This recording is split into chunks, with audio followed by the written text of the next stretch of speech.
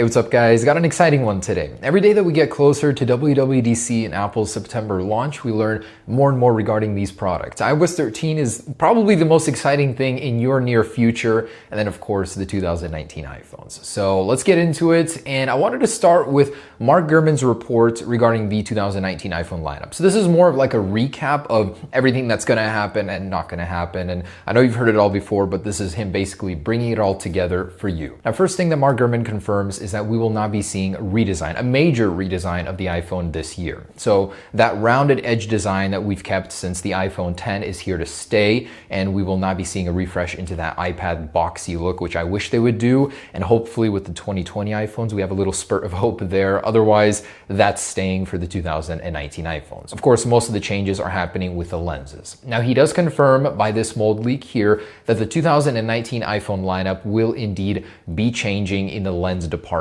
So on the back, you're going to look at it and there's this huge, like almost monstrous cancer growing on the back of it, you can call. I like it. You know, I'm not going to talk any smack about it. I really like it. I think it'll take a lot of learning, a lot of growing on you to actually appreciate this design, but there's very good reasons from an engineering standpoint why it has to be this way, and I'm sure Apple will explain that at their event. But we are getting that triple lens on the iPhone 11 and 11 Max and the iPhone 11R, which we don't know what it'll be called. Again, that's just my naming for it. We'll also have that dual lens with that squared off design. So that is here to stay, and Mark Gurman himself does confirm that. Now, the housings of the iPhone 11 and 11 Max will be about 0.5 millimeters thicker. We did hear about this earlier. The lens will be shrinking. So the lens itself will not protrude as much seemingly because the housing is growing to meet it. It's a little bit of an illusion, but it certainly will be true. The lens itself will not be as thick. The body will be 0.5 millimeters thicker. And that's a good thing. Thicker phones are definitely welcome on my end because it means you can get a bigger battery. It means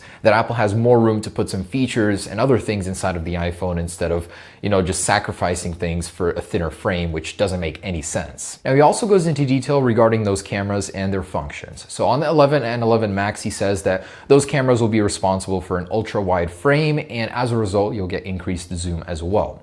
Now, he does go into detail regarding the 11R, and he says that one will have just increased zoom. He doesn't mention that it will have an ultra wide camera, where before we heard it might. So that's up for grabs. Apple might differentiate the lineup by not giving the 11R an ultra wide, where you'll have to upgrade to the more expensive and lucrative option to get it. Now, Mark Gurman has confirmed that the Apple A13 Omega has begun the testing phase in April, and later this month, it might finally enter production, of course, through TSMC. They will be exclusively producing this chip this year. Next year, Apple's looking at other manufacturers, but TSMC is going to be handling this one. I'm so excited. This is going to be a great chip. And of course, on these chips this year, Apple has dedicated sections for different things, such as AI, VR processing, and so on, and Apple will be focusing on that, especially this year. Now, Mark Gurman says that Apple will have a new feature where you can actually remove and add people back into frames using the power of the Apple A13 Omega. That's just amazing. Like, you're going to be able to do so much that you couldn't last year just because of that improvement and surge in power from the Apple A13. I'm so excited. So there's definitely going to be a very big section of the A13 carved out for the image signal processor,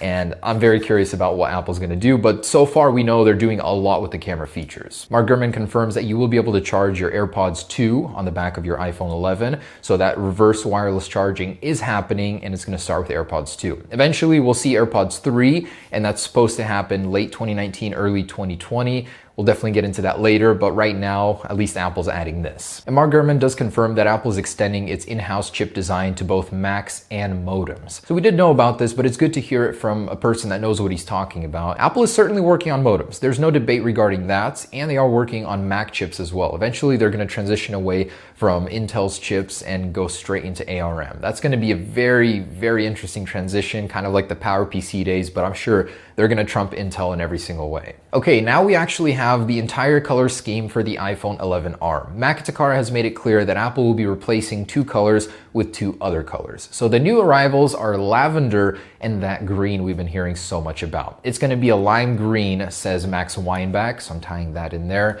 But we're going to have that lime green, a very subtle lavender, and that's the color that I've missed on Apple's spectrum for the longest time. They don't have a purple, a very subtle kind of just a very lovely lilac purple almost on the iPhone side. So the entire lineup is going to be white, black, yellow, red, lavender, and that green. So we're replacing blue and coral with those two colors. Honestly, those are my favorite colors of the iPhone XR lineup, but maybe Apple realizes that and you just can't have everything that you want. And by the way, so I saw my render being reposted on r/iPhone and you guys like it without the lens. So I wanted to show that to you guys, what it looks like without the lens protrusion itself. And I honestly like it. It's weird. It looks a little alien, a little scary there, but it could work. And one day maybe the technology will get there, but we certainly are not there yet. With today's technology, there's just no avoiding a lens bump. Like that has to happen, but with a good case, which I hope to provide in the future, you guys will not notice that bump whatsoever, so it's a non-issue. Just people that want to complain will complain about it. The people that don't care and want better quality will get it. And the real molds for the 2019 iPhones now exist. Mark Gurman shared a picture of them, and case manufacturers now are creating cases based on a guess. Like it's a very well-educated guess, and as someone that's entering that market, you kind of have to make a bet. You're like, will this be the design that Apple's going with, and am I willing to bet this much money on creating a case and beating everyone else to market with it? So that exists right now. Just to let you know, case manufacturers are betting big on this being the actual design. So if you thought it would be anything else, you're probably wrong. Okay, and there's also this lens design by Philip Martin. I think it looks fantastic. It's really an alternate style that Apple could have went with. Just so you know, they chose this design because it was the best form and function all together in one. They didn't specifically go with it because they liked how it looked. It probably performed very nicely, so they ended up with this one. But this is an alternate design that Apple could have went in, and I like it a lot. So props to Philip Martin, very good design. And while we're on the topic of good design, from Apple iDesigner, here's the Iron Man phone. I really like this. When there's not much to do with phones anymore in design, you can adjust the colors, you can make them look cool, give them special editions like we saw in an Android before. Forgot which one it exactly was, but we did see an Iron Man design before. So I decided to make my own version with an arc reactor. And what do you guys think? Let me know. So we'll be experimenting more with little special editions here and there too. Okay, jumping into iOS 13, a French site, iPhone Soft, is saying they know the actual support lineup and some details regarding iOS 13. So this just doesn't make sense. The iPhone lineup, according to them, is getting chopped at the iPhone SE, but not the 6S. So the 6S and the iPhone SE are on par. In fact, the SE actually outperforms the 6S because it has less pixels to push. But Apple would be chopping out the SE and then the iPhone 6 Plus, 6, and the iPhone 5S. The 5S is completely understandable. I get the 6 and 6 Plus. They're honestly a little slow. They don't have enough RAM, so get rid of those. But the SE should stay by all means because they also have an iPod Touch, the 6th generation, that's running the same hardware. So Apple would be essentially cutting that one out as a result, but we didn't hear the rumor that they'd be dumping that one. Last we heard, the 6S was getting dumped. So this is an improvement. But Apple, if you're listening, please keep the SE too. But hey, Apple knows best, and they're probably taking iOS in a direction of performance, which is what this site says. So Apple is upgrading the performance of iOS on certain devices, and according to them, you'll see a 40% increase in speed on certain devices. It's unclear which, but it's safe to assume probably the newer ones. They certainly have the processing power. And the site itself says, for the record, iOS 12 improved the speed already, so this would be building on top of that. And I like that. iOS is a constant evolution, and like Johnny Ive said a long time ago, they built the hardware for it, and now it's time for the software to catch up. That's why iOS 13 is going to be the biggest and best update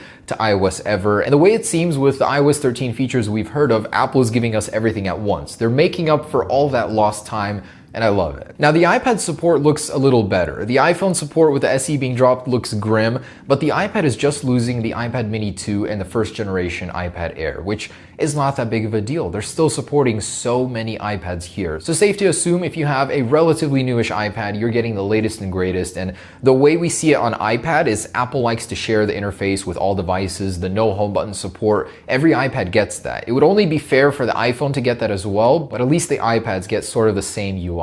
And Benjamin Geskin has posted the Apple Card, so they've begun arriving to Apple employees. He had to Photoshop his name in, as of course they can't share that information, but it looks good. There's an actual box for it, not box, more like the envelope for it, and the setup menu itself has leaked, so that'll be happening at WWDC. I'm sure Apple will have a concrete launch date then. And I wanted to clarify something. So I made a mistake in yesterday's video. I was looking for the W1 chip or H1 chip clone in the charging case, but that would have been found in the actual earbuds. So I opened those up and I found a chip very similar to the W1. It wasn't quite the same chip. But what a couple commenters pointed out is that there's a Mac ID going on, spoofing of Mac ID, and then it's connecting through the same means of Bluetooth connection. So apparently there's no actual W1 chip cloning that's going on, it's just the Mac ID address that's been fooled. And Apple has not updated that in iOS 12.3, which has released today, by the way. So if you guys haven't got on that, it is a fantastic update. I've been using it in the beta program for a while now, and I gotta say, it has made my iPhone better in every single way. Speed, consistently, less crashing. The HomePod support is so much better. So do yourselves a favor and update. If you want to learn more about the intricate little details, I'll leave the review videos down below. And last things I wanted to mention is the Apple One is headed to auction. This is one example of estimated around 70 existing in the world. And this is going to auction for a predicted price of about $630,000. This is a very significant part of Apple. This is where it all began, and wanted to tie this in. We actually rendered up the Apple graphics tablet. This is pre-Newton, the first official, I'd say, Apple iPad tablet, the graphics tablet here. Here it is next to the one you know and love, the Apple iPad. So that one was very cool. I love doing these retro projects, and that's just the latest one I wanted to share with you guys. It was huge. It was very unintuitive. Apple actually had to redo it into a second version because it had too much electromagnetic frequency. So they've had that issue since day one, and the FCC just wouldn't let them be back then, and they didn't with AirPower. So it's funny how there's those parallels, in time parallels, but there it is for your viewing enjoyment. Okay guys, there it is, the latest on Apple. Do yourselves a favor and update to 12.3 right now. Otherwise, I'll share more with you as it develops. Peace.